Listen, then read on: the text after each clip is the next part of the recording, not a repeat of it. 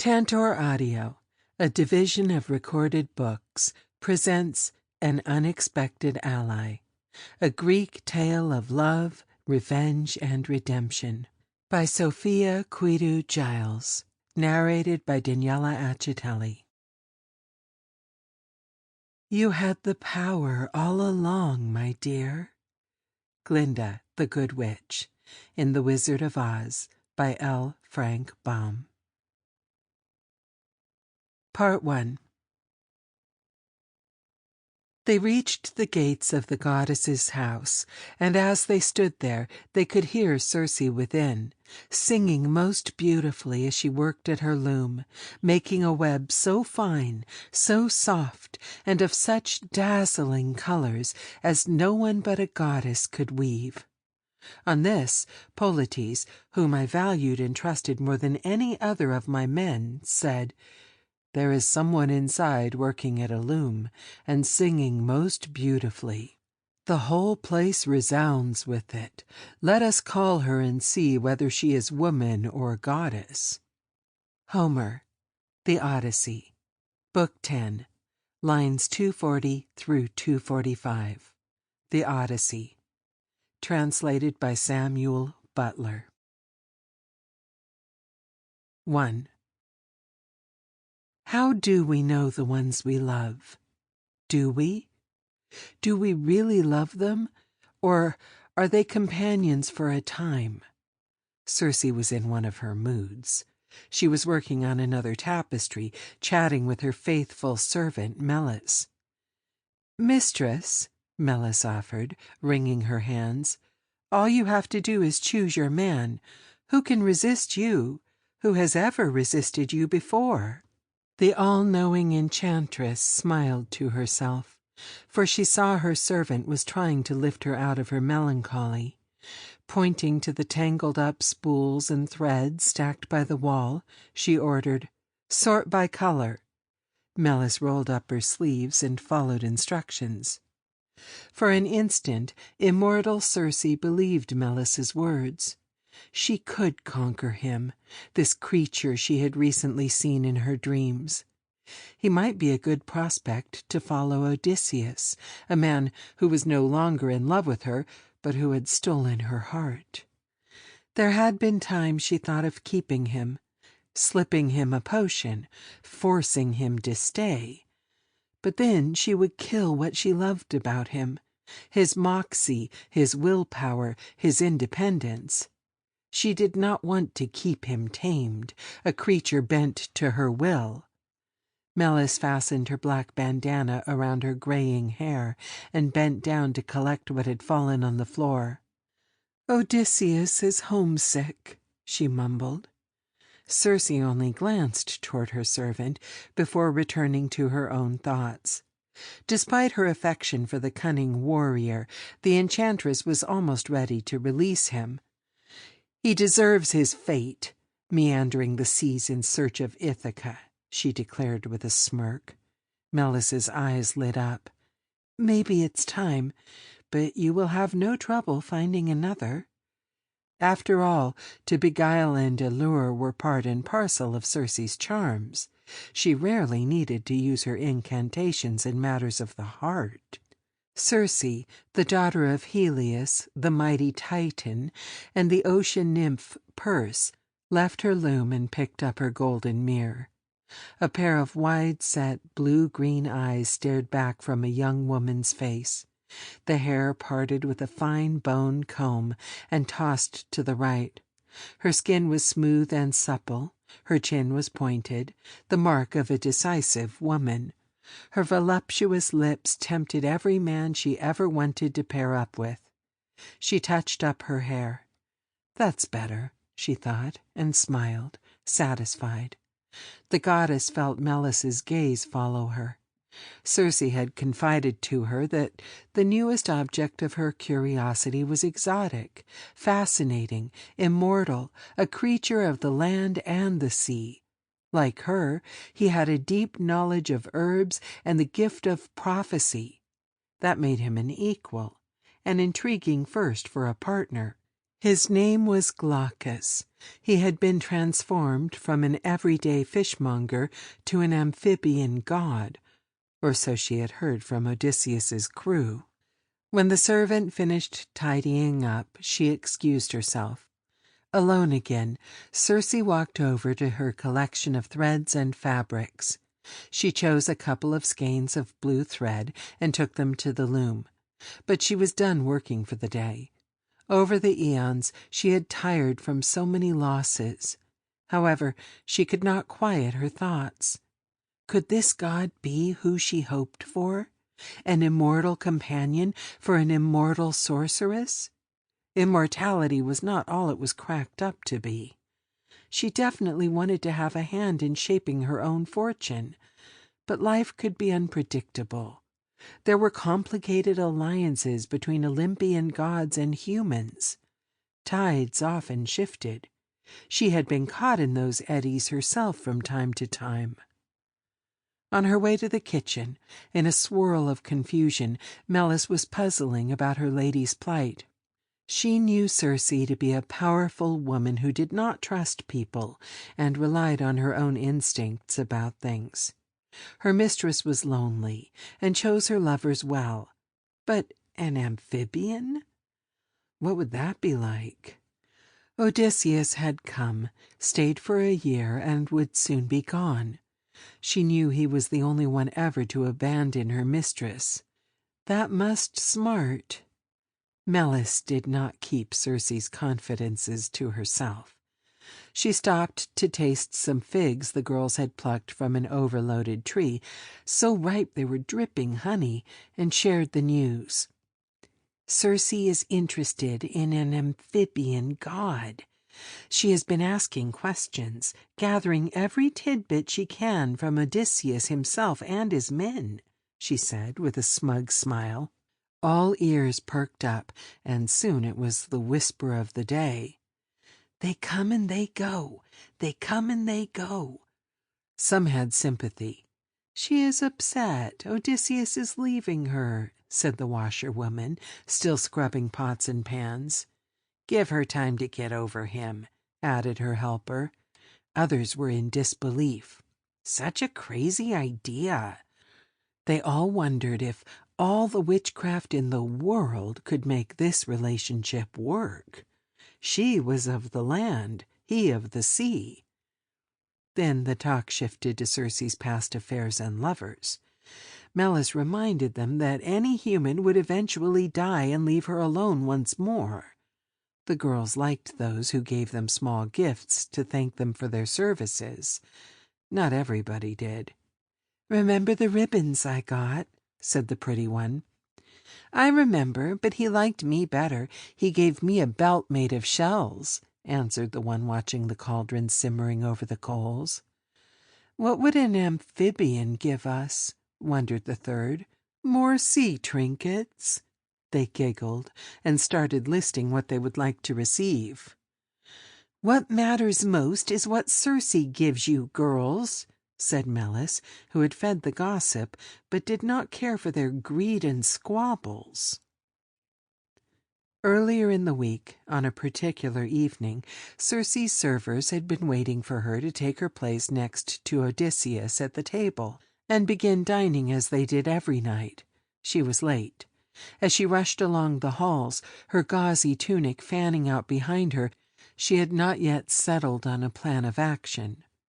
That afternoon, roaming alone in the forest, she had debated whether to grant Odysseus's plea to release him.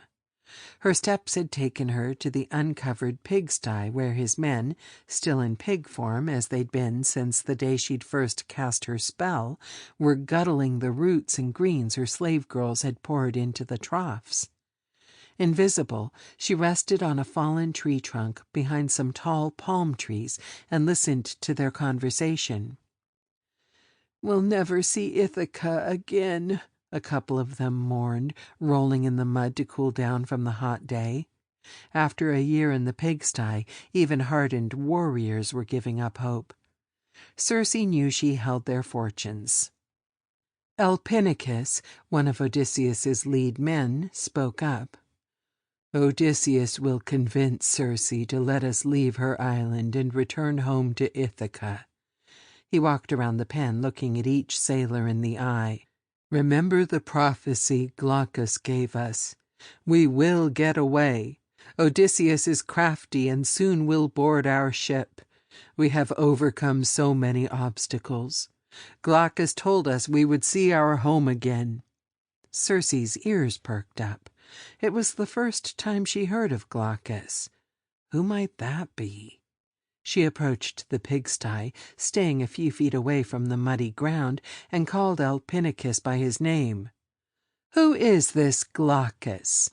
Surprised, the white swine moved closer to the sorceress, making his voice humble. "What do you want to know, mighty Circe?" "What did he prophesy?" Her eyes narrowed. "Who and where is he?" Despite his piggish form, she saw that the young man was reluctant to share much. "He was an everyday fishmonger, my goddess," he tried, laconic as ever. "But now he is immortal, a god, with the divine gift of prophecy. He gave us hope we will return home some day." "Where did you meet him?" she asked, tilting her head. "In Delos, when we all swam in the calm waters of that bay." "Is he really a god?" she persisted, intrigued by the unexpected information. "That is what Odysseus said. Ask him," Alpinicus answered, moving away and lowering his head to get a drink of water. Circe read his mind, felt his fear, and sensed his yearning to see her notorious magic wand that had transformed kings and slaves alike. She knew he would never beg for what he most wanted, for her to shift them back to their old selves. Noticing the setting sun, Circe realized she was holding up dinner. She rushed away, following a path inhabited by birds she had transformed from human enemies. They chirped pleasing songs to the enchantress. Up ahead, she could see that her servers had already set the table for two. She and Odysseus met there every night, no matter where their day took them. Odysseus, the king of Ithaca and leader of men, had been repairing the ship moored on the bay. A short man, dark-skinned and muscular, with small dark eyes and an unkempt beard, he liked working with his rough hands. Circe tracked his progress. By now he had most everything in good shape. She knew he worried about her delaying their departure. To watch him, though, sipping wine diluted with water from the wide-mouthed kylix that the slave girls kept refilling for him, no one would know he was fretting. It was time for the biggest meal of the day, and he would be hungry.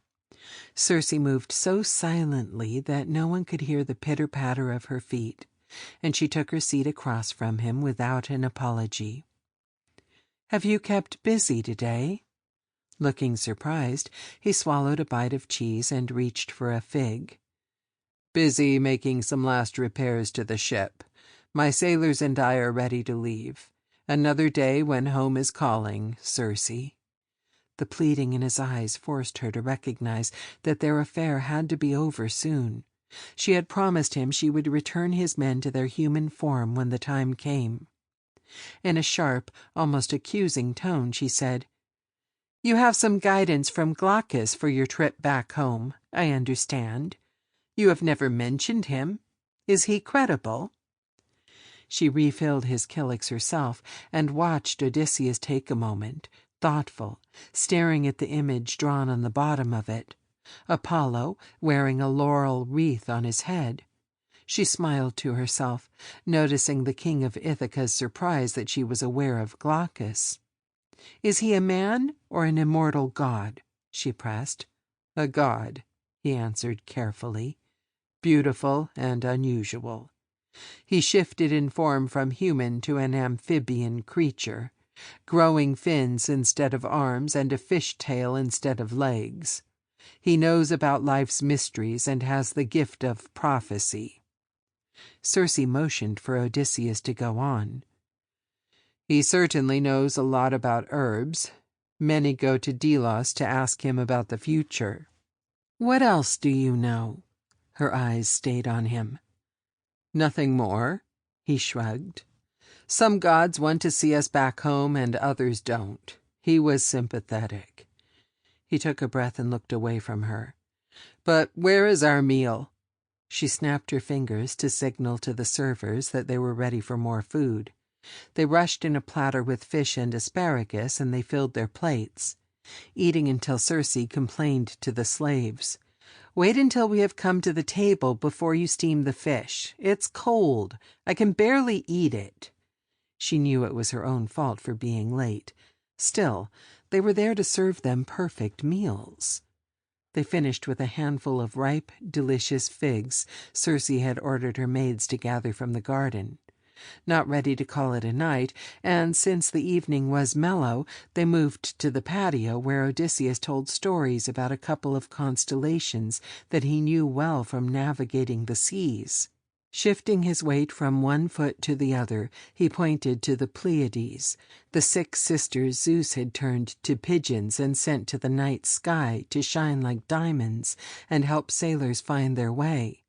Close to them was amorous Orion, son of Poseidon, a hunter in pursuit of the sisters. Odysseus had a charming way with words, and Circe enjoyed his illuminating stories, but it was getting late, and the couple withdrew to their bedroom.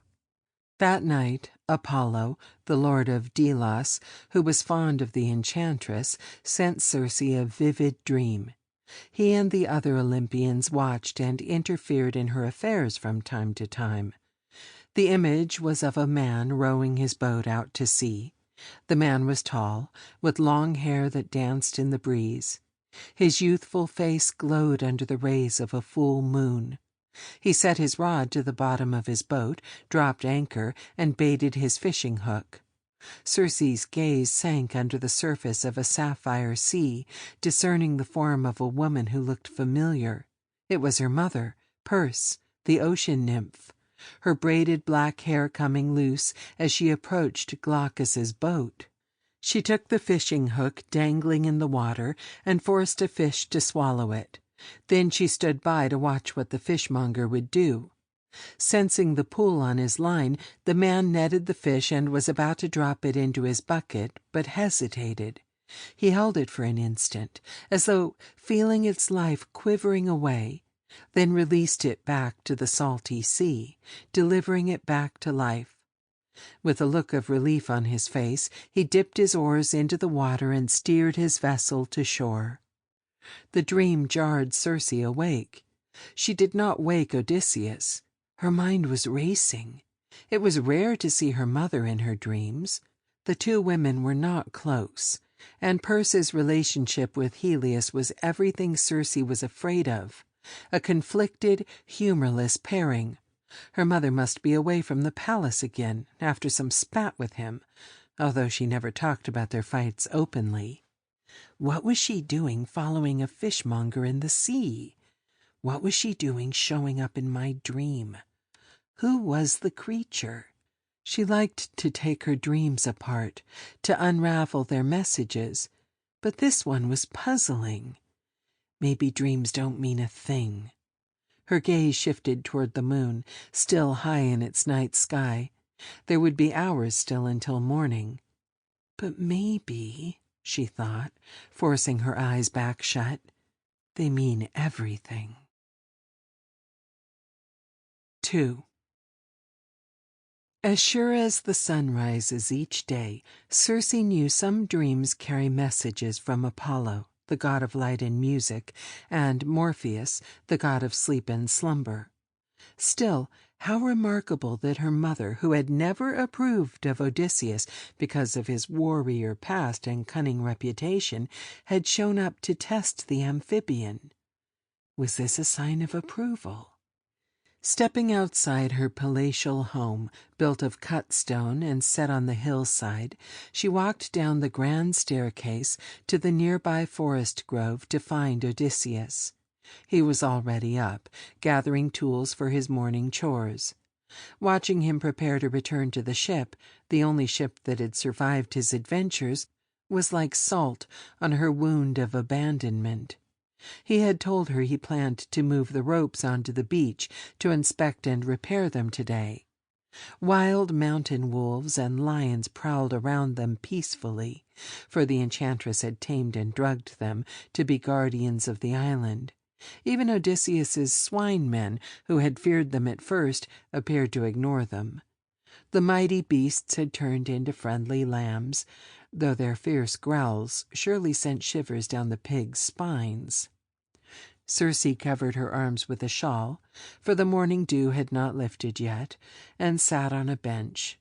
She was not an ordinary immortal, but one that gods, including her parents, tracked closely. Apollo, Hermes, Poseidon, and others had meddled in her affairs. Their fascination with her stemmed from the way she had grown her powers through her patient and thorough exploration of Mother Nature. Her taming of beasts, her unveiling the properties of herbs to heal and control. She was a powerful sorceress in the galaxy of immortals, one who could shapeshift and liked to engage with mortals. Finishing her breakfast, Circe steepled her fingers and turned to Odysseus. "You won't believe it, but I think this fishmonger of yours, Glaucus, visited me in my sleep." "Curious," Odysseus said, and asked her to recount her dream. Once she had finished, he told her it sounded like the fishmonger could be Glaucus. "This dream is confusing. My Nana was exceptionally good at analyzing my dreams. I wish she were still alive and with me." Circe sighed. Her childhood caretaker, Nana, one of the few people she trusted, had nurtured her spirit of curiosity and adventure, and had been her solid companion in and out of her father's palace. In the course of the conversation, divine Circe suspected that Odysseus had asked Apollo to help him extricate himself from her and her island, Aeaea. The dream Apollo had sent her was steering her attention to another man. Had her lover promised the god another sacrifice to coax him to intervene? Perhaps this suspicion would help her release him and his crew back to the sea. "I wonder what Glaucus would have told me today about our return to Ithaca," Odysseus said, sounding worried. He stopped his search in a box filled with tools and begged her directly. "Circe, perhaps you have some advice for me? I need your help and wisdom to know how to best prepare for the journey." He had earned fame and praise for his leadership during 10 years of guiding Greeks in the Trojan War. Since then, Circe had seen his love for glory and brave deeds shift to homesickness, a yearning to return and be with familial souls. Penelope, his wife, Telemachus, his son, and his aging father Laertes. She looked at him, scowling. "Odysseus, noble son of Laertes, was it Glaucus who told you how to prevent me from turning you into a swine?" He chuckled. "You are still tracking him?" No. It was Hermes. He met me on my way to your palace the day we arrived here, and gave me the magic herb gods call moly, a black root with a milky white flower to use for my protection. That was my talisman." "That's why you never changed shape, even though you drank my potion?" Her eyes glistened with her realization, once more, that the Olympians loved interfering in her life. To his question, she responded thoughtfully. "I know how much all of you have suffered at sea, and how many ills and cruel savages you had to overcome. You would get the best advice from Tiresias, but to find him you have another dangerous journey. Tiresias, the seer, is among the dead. It's worth it for you to descend into the shadows of Hades. You will meet ghosts that have haunting stories to share. Listen to them, but be sure to find him and hear him out." He nodded, furrows of concentration on his face, as he considered her words. "I have known no mortal who ever attempted to intrude into the realm of the dead." She felt his burden. his weariness with such a destiny, and watched him turn away to leave her, drying with the back of his hand tears that trickled down his cheeks. Yet Circe believed that if anybody could, it would be noble Odysseus who could carry the weight of one more deadly challenge and succeed. She gazed after him as he started down the path to the beach, knowing he would spend the rest of his day contemplating Tiresias as he prepared his ropes. Circe moved to the spinning house, her favorite morning room, to weave more magic on her upright, warp-weighted loom. Her tapestry was ethereal, painting worlds not known to men, with lively plants and animals that seemed to move about the land. It was a world of green and gold, white and silver threads only she could tame. She wove tirelessly, sending the shuttle across the tent of threads, using strings, silk threads, and ribbons with a steady hand. All along, she was thinking about Odysseus. Their days together would be over soon. Once he came back from Hades, he and his men would depart, leaving her alone. She sent the shuttle through the warp one last time and moved to drink some water. Then she combed her black hair and left the palace, making her way to the pigsty. This time she was determined to learn more about Glaucus from Alpinicus. When the amphibian encountered Odysseus and his crew, what prophetic guidance had he offered? She approached the pigsty quietly and stopped behind some bushes. The usual pessimism reigned among the men. One was grumbling. "Glaucus lied to us in Delos. We are never getting back home. Who says he helps fishermen and sailors like us? Another lie." Alpinicus shouted with alarm at the soldier. "Blasphemy! How many times must I remind you of the story about Glaucus and his powers? I don't want to hear your doubts. Remember how he told us about the properties of herbs, how important they are for the living? The herbs brought his fish back to life. We know Circe is famous for her potions. That's how she turned us into swine, and he knows rights too. Have some respect." Circe crept closer to the pigsty, spotted Alpinicus, and fixed her eyes on him. This time she knew he would not hesitate to share what he knew, because Odysseus had instructed him to speak freely and answer all her questions. An older soldier stopped rolling in the mud and asked him, "Is he really immortal? How do you know?" Some of the others snickered, but Circe's curiosity was piqued. She moved closer in, beyond the palm trees. She watched Alpinicus's eyes dart around from the old soldier to her. "Circe, daughter of Helios," he called. "Glaucus spent months exploring the forest near his village, trying different herbs. In the end, he discovered the magic ones and used them to bring the fish he caught back to life. Then one day, fascinated by their properties, he ate some himself. It was a most amazing miracle. That was how he became immortal." Circe guessed what happened next. "But gods exact a price for everything they grant. That must be when he shifted in form to a graceful amphibian creature, growing fins instead of arms and a fishtail instead of legs. Isn't that right, Alpinicus?" "Yes. He knows how hard life is for fishmongers and sailors. That's why he offered us prophecies. To hearten us, to let us know we should trust in Odysseus. He told us we will sail again, away from your spellbinding island. He would not lie, would he, Circe?" Now she stood among them. "No, just as he said it.